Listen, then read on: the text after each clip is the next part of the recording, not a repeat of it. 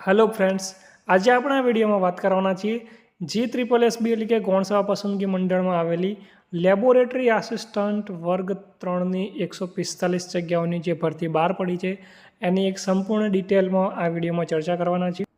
આ ભરતીમાં આરોગ્ય અને પરિવાર કલ્યાણ વિભાગના હસ્તકની 105 જગ્યાઓ અને તબીબી શિક્ષણ અને સંશોધન કચેરી હેઠળની 40 જગ્યાઓ એમ મળીને કુલ 145 જગ્યાઓ માટે સીધી ભરતી ઓજસ વેબસાઇટ મારફતે કરવામાં આવે છે, જેની વેબસાઇટ તમને ખબર હશે https://ojas.gujarat.gov.in।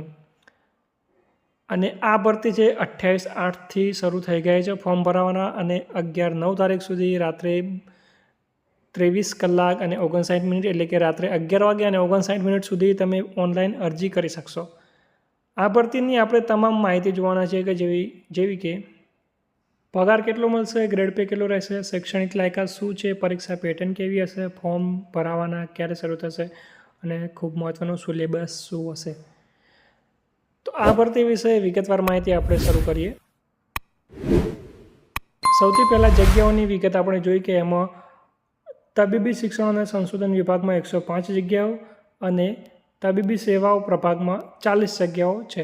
એમાં અનામત એટલે કે કક્ષાવાર જગ્યાઓ આપેલી છે, એમાં મહિલાઓ માટે અનામત જગ્યાઓ કેટલી છે અને કુલ જગ્યાઓ પૈકી દિવ્યાંગ વ્યક્તિઓ માટે અને માજી સૈનિક માટે અનામત કેટલી છે એ આમાં આપેલું છે। આ ભરતીમાં દિવ્યાંગ માટેની કોઈ પણ જગ્યા નથી, કેમ કે આની સ્પેસિફિક ભરતી દિવ્યાંગ સ્પેશિયલ ભરતી થઈ ગઈ છે।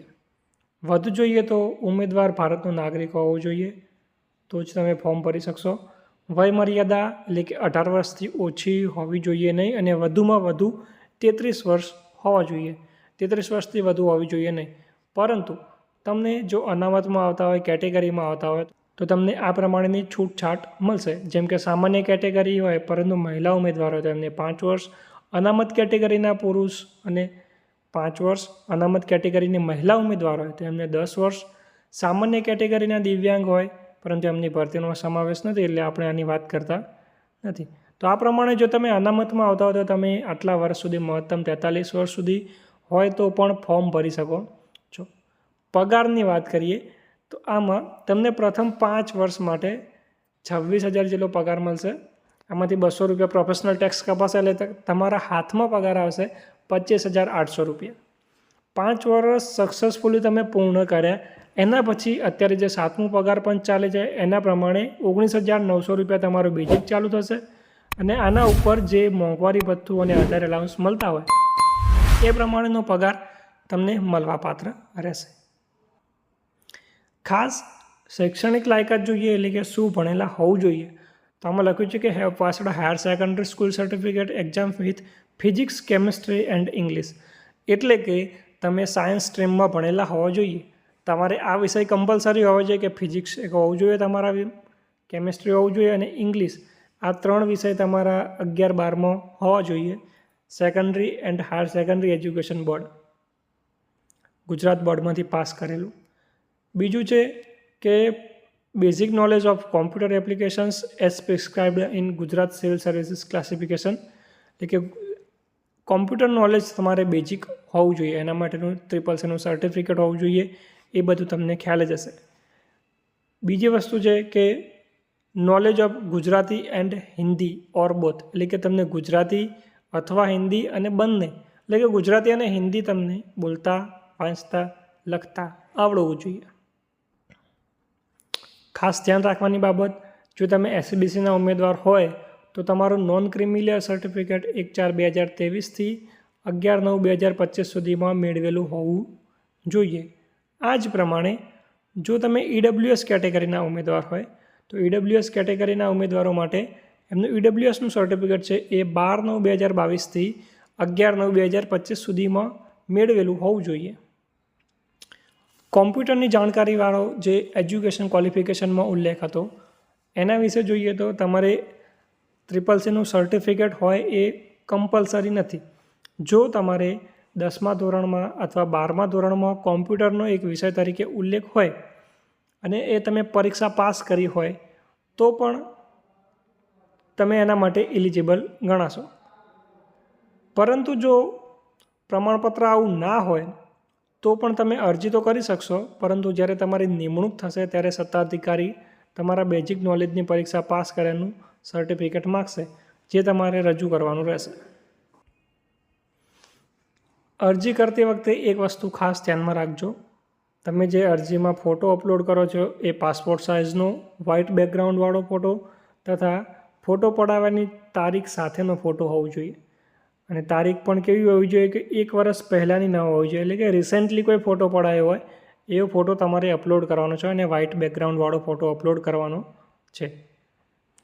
આ ફોટાની 4 થી 5 કોપી તમારી જોડે રાખવાની છે. જો તમારું જોઈનિંગ કરવાનું હશે તો તમારે એ જ ફોટોગ્રાફ આપવાનો રહેશે. અને જો જુદા જુદા તબક્કે તમે જુદા જુદા ફોટોગ્રાફ આપશો તો ફાળવણી એટલે કે નિમણૂક તમારી બાદ આવી શકે છે. તમારી ભરતી પ્રક્રિયામાં જે તમારું એલોટમેન્ટ છે, તમારું ઓર્ડર છે એ કેન્સલ થઈ શકે છે. એટલે કે આ વસ્તુ ખાસ ધ્યાન રાખજો તમે ફોર્મ ભરતી વખતે. પરીક્ષા ફીની વાત કરીએ તો પરીક્ષા ફી GSSBમાં હાલમાં ચાલે છે એ પ્રમાણે બિન અનામત વર્ગ એટલે કે જનરલ કેટેગરીના ઉમેદવાર માટે ₹500 અને અનામત વર્ગ એટલે કે જનરલ કેટેગરી સિવાયના બધા માટે ₹400 છે. અને એ પણ તમે જો પરીક્ષામાં ઉમેદવારી કરશો એટલે કે ઉપસ્થિત રહેશો તો તમારી ફી પરત મળવાપાત્ર રહેશે, એટલે કે રિફંડેબલ છે, તમને પાછી મળી જશે. ખાસ ધ્યાનમાં રાખવાની બાબત કે તમે જો ફી ભરો છો તો એની પ્રિન્ટ એટલે કે રસીદ જે છે એ સાચવીને રાખવાની. જો ફીની રસીદ જનરેટ ન થાય તો અરજી માટે ફી ભરાયેલ ગણાશે નહીં. જ્યાં સુધી ફી ભરાયેલ નહીં હોય ત્યાં સુધી તમે ઉમેદવારીની અરજી માન્ય ગણાશે નહીં. તો આ વસ્તુ ખાસ ધ્યાનમાં રાખવાની. તમે જે ફી ભરો છો એની પ્રિન્ટ એવું હોય તો એક કઢાઈને જોડે રાખવાની. પરીક્ષા પદ્ધતિ કઈ હશે તો એમાં પાર્ટ A આવશે 60 માર્ક્સનું, એમાં 30 માર્ક્સનું હશે તાર્કિક કસોટી અને ડેટા ઇન્ટરપ્શન્સ અને 30 માર્ક્સનું હશે ગાણિતિક કસોટીઓ. એટલે કે આપણે મેથ્સ અને રિઝનિંગ છે એ 30 માર્ક્સનું, એટલે કે પાર્ટ A 60 માર્ક્સનું હશે. પાર્ટ બીમાં જોઈએ, પાર્ટ બીમાં આવશે 30 માર્ક્સનું ભારતનું બંધારણ, કરંટ અફેર્સ, ગુજરાતી અને અંગ્રેજી કમ્પ્રિહેન્શન્સ અને 120 માર્ક્સનું જે છે એ કન્ટેન્ટ આવશે. એમ કુલ 150 માર્ક્સનું પાર્ટ B હશે, 60 માર્ક્સનું પાર્ટ A હશે. એમ કરીને કુલ 210 માર્ક્સના પ્રશ્નો પૂછાશે. 210 પ્રશ્નો પૂછાશે, એમાંથી તમારે મેરિટ ગણવામાં આવશે. આનું જે 150 માર્ક્સનું જે છે એમાંથી 120 માર્ક્સનું જે કન્ટેન્ટ આવવાનું છે તો એનો સિલેબસનો વિડીયો આપણે જલ્દી જ આપણે યુટ્યુબ પર અપલોડ કરીશું. અને એનું મટીરિયલ પણ આપણે બનાવવાનું ચાલુ કરી દીધું છે, તો એનું મટીરિયલ પણ તમને મળી જશે. જો તમારે એનું મટીરિયલ લેવું હોય અથવા લાઈવ ક્લાસીસ યુટ્યુબમાં આપણે ચાલુ કરવાનું તમે કહેતા હોય તો આપણે યુટ્યુબમાં ચાલુ કરીશું. અને જો તમારે મટીરિયલ લેવું હોય તો જે ડિસ્પ્લે પર નંબર દેખાય છે એ નંબર પર મેસેજ કરજો. જ્યારે પણ મટીરિયલ બની જશે એવું તરત તમને મળી જશે. જો આ ભરતી વિશે તમારે અન્ય કોઈ માહિતીની જરૂર હોય તો નીચે કોમેન્ટ કરજો, આપણે એનો રિપ્લાય જરૂરથી આપીશું. અને આ ભરતી સિવાયની અન્ય કોઈ ભરતી વિશે, એના સિલેબસ વિશે, એના મટીરિયલ વિશે તમારે કોઈ પણ માહિતી જોઈતી હોય તો કોમેન્ટ કરજો, આપણે એનો રિપ્લાય જરૂરથી આપીશું. અને એ વસ્તુ તમને પ્રોવાઈડ કરવા